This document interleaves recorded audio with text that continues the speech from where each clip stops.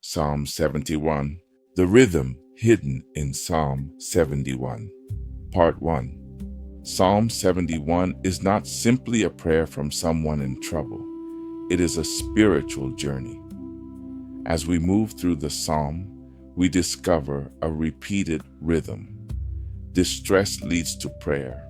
Prayer awakens memory. Memory strengthens hope, and hope eventually becomes praise. This pattern appears again and again, showing us how mature faith responds when life becomes uncertain. In this opening section, we will look at that hidden rhythm and see why remembering God's faithfulness is essential when present circumstances seem overwhelming. Key scripture: Psalm 71, verses 1 to 8. Psalm 71 opens with words that immediately reveal where the psalmist has chosen to stand in a season of uncertainty. In you, O Lord, I put my trust. Let me never be put to shame. Psalm 71, verse 1. These are not the words of someone who has never experienced trouble. They are the words of someone who has experienced enough trouble to know where to run when trouble comes. Psalm 71 is remarkable because it does not present faith as a life without distress. Instead, it shows us how a person who has walked with God for many years processes distress. Throughout this psalm, we encounter a beautiful spiritual rhythm.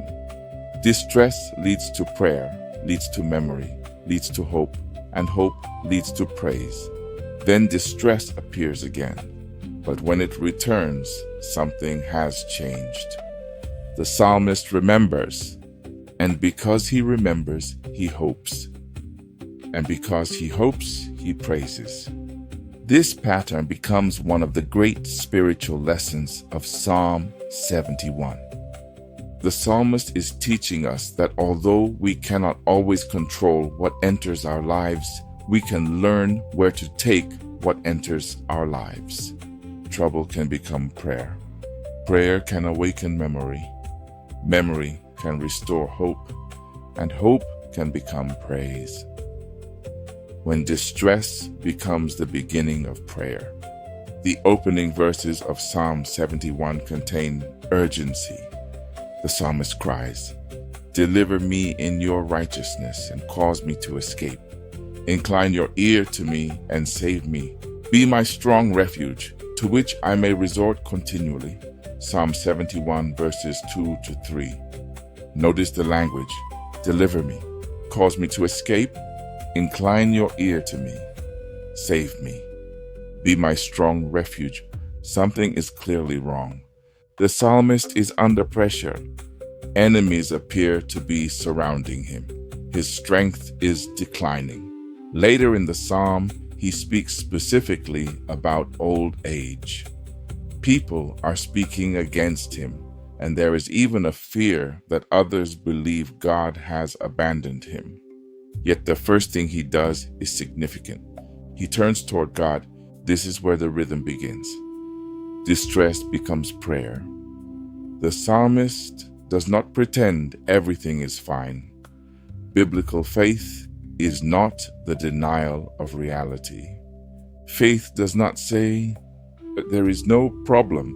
Faith says there is a problem, but there is also a God who is greater than the problem. Jesus himself told his disciples, "In the world you will have tribulation, but be of good cheer. I have overcome the world." John 16, verse 33. Jesus did not promise a world without tribulation. He promised his presence and victory in the middle of it. Psalm 46:1 similarly declares, "God is our refuge and strength, a very present help in trouble." Notice that scripture does not merely say God helps us after trouble. He is present in trouble. That distinction matters. Sometimes we are so focused on asking God to take us out of a situation that we fail to recognize what God is doing within us while we are still walking through it. The psalmist remembers. After crying out concerning his present distress, something remarkable happens. His attention begins to move backwards. He remembers. Psalm 71 verse 5 says, "For you are my hope, O Lord God. You are my trust from my youth." Now the psalmist is no longer speaking only about today's problem. He is remembering yesterday's God. Then he goes even further. "By you I have been upheld from birth. You are he who took me out of my mother's womb. My praise shall be continually of you."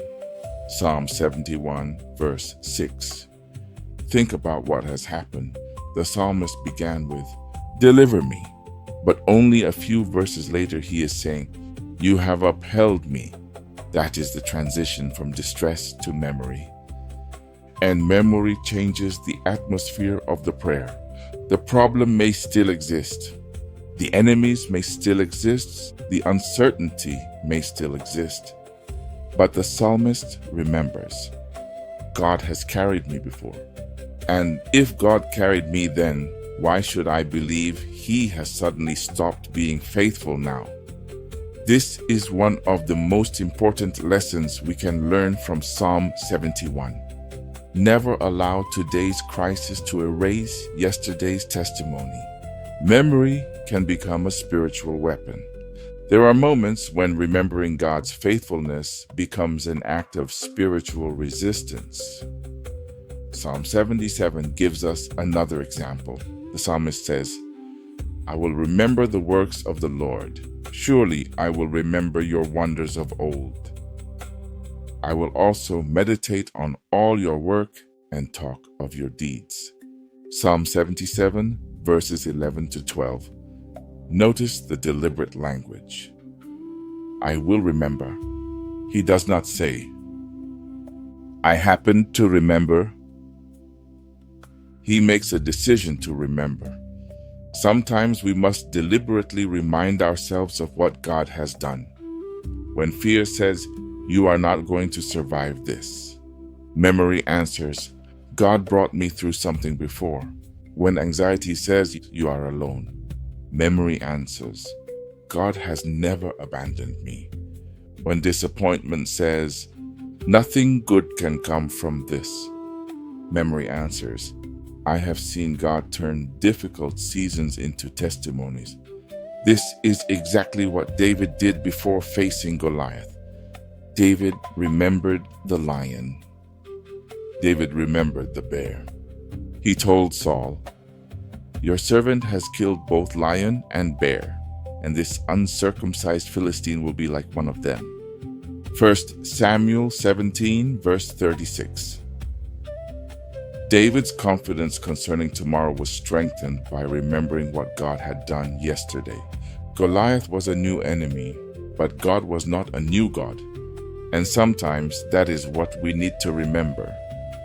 The situation may be new, but the faithfulness of God is not new. From memory to praise. Then another transition takes place in Psalm 71. The psalmist moves from memory into praise. He says, "Let my mouth be filled with your praise, and with your glory all the day." Psalm 71 verse 8. This is extraordinary. The enemies have not necessarily disappeared. The battle has not necessarily ended. The prayer has not yet received its complete visible answer. Yet praise has already begun. This teaches us something profound. Praise does not have to wait for the battle to end. Sometimes praise happens while the battle is still happening. Habakkuk understood this.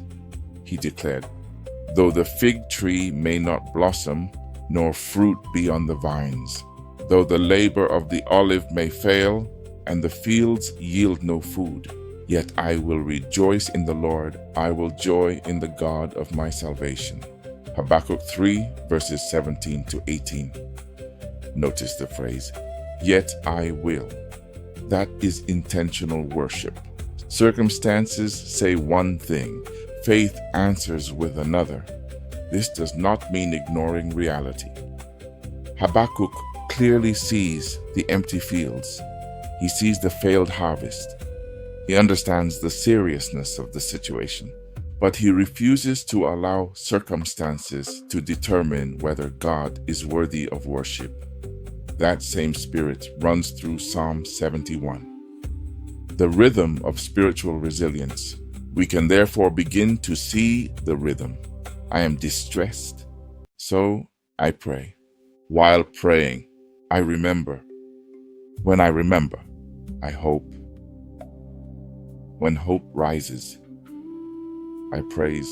And when another difficulty appears, I repeat the process. This is spiritual resilience. Christian maturity does not mean that you reach a stage where nothing troubles you. It means you gradually learn what to do when trouble comes. Paul describes something similar in 2 Corinthians 4, verses 8 to 9.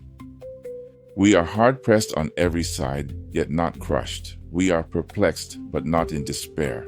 Persecuted, but not forsaken. Struck down, but not destroyed. Notice the tension. Hard-pressed, but not crushed. Perplexed, but not despairing. Persecuted, but not abandoned. Struck down, but not destroyed. Faith lives in that space between the two statements. The first half acknowledges reality. The second half remembers God, Psalm 71, and our modern world. This message may be even more important today because we live in an age of constant information. Our phones can deliver bad news before we have even left our beds. Economic uncertainty, wars and conflicts, family problems, employment concerns, health worries, financial pressures, social comparison, fear concerning children and grandchildren, concerns about aging, questions about the future. And because information reaches us continuously, distress can also become continuous. Our minds can become trained to rehearse problems. Psalm 71 teaches us another rhythm. Instead of continually rehearsing what is wrong, learn also to rehearse what God has done. Ask yourself, what has God already brought me through? What prayers has He already answered? What doors has He already opened? What dangers has He already protected me from? What provision has He already supplied? What seasons did I once think would destroy me, yet here I am today? Lamentations 3, verses 21 to 23 give us the same principle. This I recall to my mind, therefore I have hope. Through the Lord's mercies we are not consumed, because His compassions fail not. They are new every morning. Great is your faithfulness. Notice the sequence again. This I recall. Then, therefore I have hope. Memory produced hope. Jeremiah deliberately brought something back into his mind, and what he remembered changed how he interpreted his circumstances. Your history with God matters. Perhaps you are listening to this teaching while walking through something difficult. You may not understand what God is doing. You may have prayed and not yet seen the answer. You may be asking questions you never imagined you would have to ask. Psalm 71 invites you to look backward for a moment. Not because the past is more important than the future, but because God's faithfulness in the past can strengthen your faith for the future. Remember the prayers He answered. Remember the doors He opened. Remember the strength He gave you when you thought you could not continue. Remember the people He sent. Remember the provision that arrived. Remember the peace that came when circumstances had not yet changed. And perhaps there were dangers from which God delivered you that you did not even recognize at the time. Your life contains evidence of God's faithfulness, and that evidence should not be forgotten. The central lesson. Psalm 71 begins to teach us that distress does not have to have the final word. Distress can lead us into prayer. Prayer can awaken memory. Memory can restore hope. Hope can produce praise. And praise can strengthen us for whatever comes next. So when the next difficult season arrives, do not only ask, "Why is this happening?" Also ask, "What do I already know about God?" That question can change everything. You may not know what tomorrow holds, but you know who held you yesterday. You may not understand the present chapter, but you know the author who has carried you through previous chapters. And that is why the psalmist can declare, "For you are my hope, O Lord God. You are my trust from my youth." Psalm 71 verse 5. The circumstances are changing. The psalmist is aging. Enemies are appearing. Strength may be declining, but one thing remains constant. God has been faithful. And the God who was faithful yesterday is worthy of trust today. Prayer. Heavenly Father, we thank you for the testimony of Psalm 71. Thank you for reminding us that when distress comes, we have somewhere to run. You are our refuge, our strong habitation, our hope, and our deliverer. Lord, forgive us for the times when today's problems have caused us to forget yesterday's faithfulness. When fear becomes loud, help us to remember. When anxiety fills our thoughts, bring your works back to our minds. When circumstances tell us that there is no way forward, remind us of every Red Sea you have already brought us through.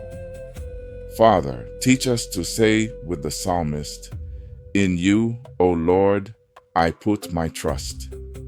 Help us remember the prayers you have answered, the battles you have fought, the doors you have opened, the provision you have supplied, and the moments when your grace carried us when our own strength was gone. Lord, transform our distress into prayer. Transform our memories into hope. Transform our hope into praise, and transform our praise into testimony. For everyone listening who is walking through a difficult season right now, let your presence become more real than their fear. Be their strong refuge. Be their hiding place. Be their peace in uncertainty and their strength in weakness. Teach us not to wait until everything changes before we praise you. Like Habakkuk, give us grace to say, "Yet I will rejoice in the Lord." Like Jeremiah, teach us to recall your faithfulness to our minds so that hope may rise again. And like the writer of Psalm 71, may our declaration continually be, "You have been our hope, you are our hope, and you will remain our hope."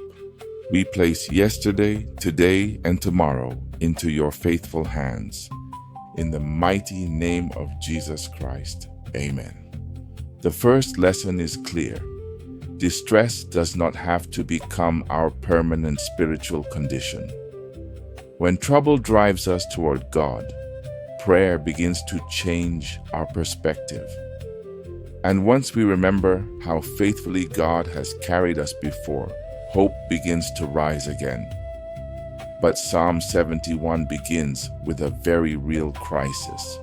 So in the next section, we will look more closely at the psalmist's distress and ask an important question. Where do we run when life suddenly feels unsafe? Thank you for watching the first part of Psalm 71, curated in 9 parts. Many people are wondering how to channel distress, pain, and uncertainty into praise of God and certainty with confidence. Stay with us in the study of Psalm 71 from parts 1 to 9 to find answers to so many questions on how to deal with uncertainty. We encourage you to subscribe, make a comment, like the video, and let us know how this psalm has helped you. But more importantly, let's build a community that is laser focused on Christ Jesus. May God bless you.